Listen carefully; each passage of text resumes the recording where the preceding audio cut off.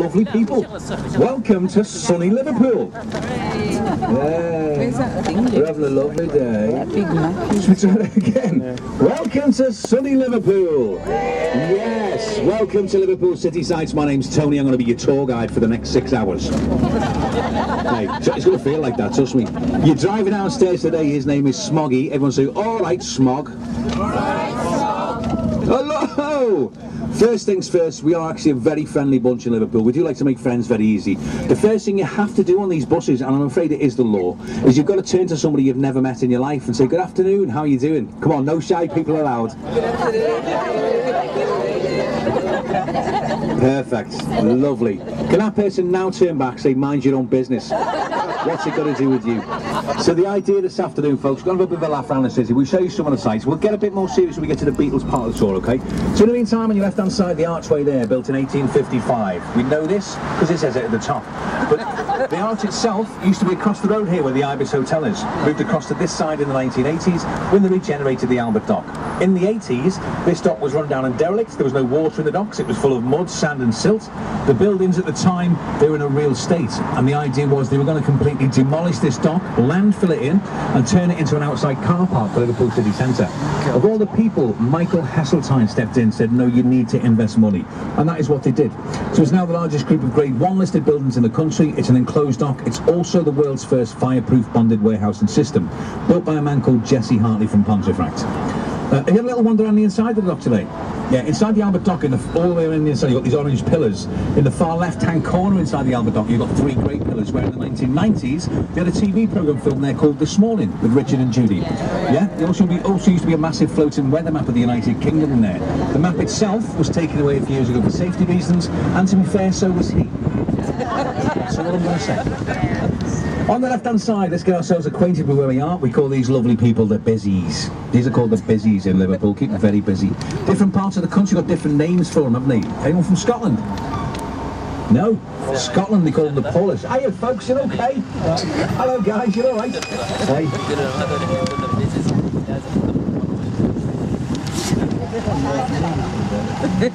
I'm not going to say anything because it gives my tour away. I've done that on purpose so they can hear. So different parts of the country, as I say, different names. But in Scotland, the Paulus in Scotland. You're from Wales. Don't be from Wales either. Headaloo, yeah, in Wales. So you're from Wales. You just knew it. Just what? Anyone from Ireland? Is it? Peelers, yeah. Is that Southern Ireland? Is it? Yeah. Northern Ireland call them the Peelers. I think Southern Ireland they call them the Garda. Is that right? Yeah, the Garda in Southern Ireland. When I go on board the last tour from London, he goes, I'm from London, mate. We call them the filth. I was like, all right, okay. But this lovely lady sitting in the front here paid me no attention whatsoever. So I tapped her on the shoulder and said, what do you call them, my love? And she looked at me and she went, my employer. No, you've just dug yourself a massive hole. Madness. So where's everyone from? No, give us a wave if you've been to Liverpool before. Quite a few of you, okay. Give us a wave if you've never been. Okay, give us a wave if you couldn't care less. There's always one. I love it.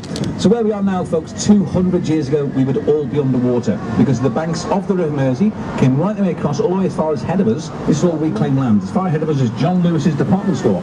Underneath John Lewis's, you will find the world's first ever wet dock. Supposed to be discovered by Tony Robinson and Time Team. Liars. We didn't discover this dock. We always knew it was there. The green gates directly ahead of us, these green gates are from the old sailor's home, the sailor's mission. Banks of the Mersey came right the way up to these gates. When sailors got off these boats years ago, they had money to spend. People knew this. So a lot of these sailors were getting jumped on, getting mugged. Nothing's really changed since, to be honest, has it? But it's also where press gangs used to operate from. Press gangs were members of the Navy. They go into these bars, drop a king shilling in your drink. As you drank it, if at any point that coin touched your lips, you've apparently then kissed the royal seal and had to join the Navy. If you refused, they just wait a little bit longer. If you'd have a couple more to drink, they would follow you into the toilet, you'd get a crack on the back of the head. Dragged down through a tunnel onto a small boat. That boat would then take you out to sea where the big ship was waiting in the bay. And obviously you'd wake up in the Navy, which is why they eventually designed a drinking tankard with a glass bottom to it. So the first thing you do is have a look underneath. If you can see the coin, you just put your drink down and leave the bar. But it's also where you got the phrase bottoms up from the glass bottom tankard. Bottoms up, have a quick look underneath. So you've learned something new already. Everything we tell you this afternoon is true. Honest. So who booked online? Did people book, anyone book online? If you booked online, there is small print online that does tell you we have detours on our tours at the moment. That is because in Liverpool, every year, we love to have festivals. This year, we've got a festival of roadworks. Have you seen them? God almighty, they're everywhere. Liverpool One shopping centre on your left-hand side, ladies. Have you been there yet? A £1 billion shopping complex. There's over 500 shops in there. But do not fear, there is also a gentleman's creche. There is a nice little bar area. You have a couple of drinks waiting for your lovely lady to come back with the destroyed credit cards. Liverpool Football Club shops there as well. My big man, Big Reds family. Liverpool Football Club called Liverpool One at Liverpool One. What really winds me up is Everton have opened their shop. Theirs is called Everton 2. So their carrier bags read Everton 2, Liverpool 1. Does my head in. Really, really does. So directly ahead of us, at the top of the street, that big white building at the top there, it's called the Adelphi Hotel. Anybody staying at the Adelphi? Really? Did you not read TripAdvisor? You're staying there. You're staying there, or you stayed there? You have stayed there. It's seen better days, hasn't it? Unfortunately, but you can still see how beautiful it used to be inside. It's a real shame because they're investing money all over the city. I really wish they'd put money into the Adelphi Hotel just to bring it back to its former glory. Famous people who've stayed in the Adelphi: Bill Clinton, Eleanor Roosevelt, Charles Dickens, Winston Churchill, Queen Victoria. Old Blue Eyes himself, Frank Sinatra, stayed there. God's honest truth, even Roy Rogers and the horse Trigger stayed in that hotel. We had a lady on board this morning, she went, "I'm sure Trigger checked out my room this morning," you know. I've genuinely documented Trigger the horse stayed there as well. Lewis's department store on your right, first department store in the world to have a Santa's grotto. I remember this as a kid because my mum took me every single year, and then one year she went, "I'm not taking it." But my mum, what have I done? Do you want your 32, lad? Anyone celebrating them today? Anyone's birthday? Has he got a birthday? Have we got a birthday boy on? Let's have a look. What's your name, young man? Was it? Brendan. Brendan. It's Brendan's 21st? Ish. 25. It's Brendan's birthday today, folks. We never miss out singing happy birthday to anyone, alright?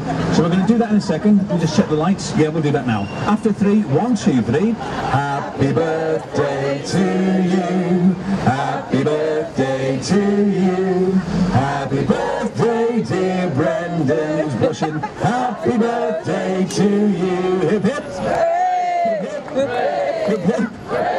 Thank you, guys. Happy birthday, Brendan. Even the passers-by wing. Well done. All the very best. Enjoy your day in Liverpool, mate. Have a great time. So, has anybody else got a birthday this year? No. Yesterday. This was yesterday. Oh, okay. This was yesterday. What's your name, mate? Hell? Hal. He's in hell. He's in hell. It was really hell, yeah. It's Hal's birthday yesterday, so we have to sing happy birthday to Hal for yesterday, okay? After 3, 1, 2, 3. Happy birthday to you. Happy birthday to you. Happy birthday, dear Hal, for yesterday. Milking it. Happy birthday to you. Hip hip. Hip hip. Hip hip. And 1 for luck. Hip hip. Happy birthday, guys. Have the best. I much like it, because normally I'd go hip hip replacement, but it's alright. So anyway, so we have, as you see, we're probably going to suck a bit of traffic today, just so you know. When we go, you see Lime Street train station ahead of you there. That's the world's first passenger terminus, connected between Liverpool and Manchester. One of the most famous trains to arrive at Lime Street was an engine called Stephenson's Rocket. Also on the first day of the railway, a local MP, William Huskisson, misjudged the speed of the approaching train, and it unfortunately ran over and killed him. So William Huskisson, on the very first day of the railway, is down now as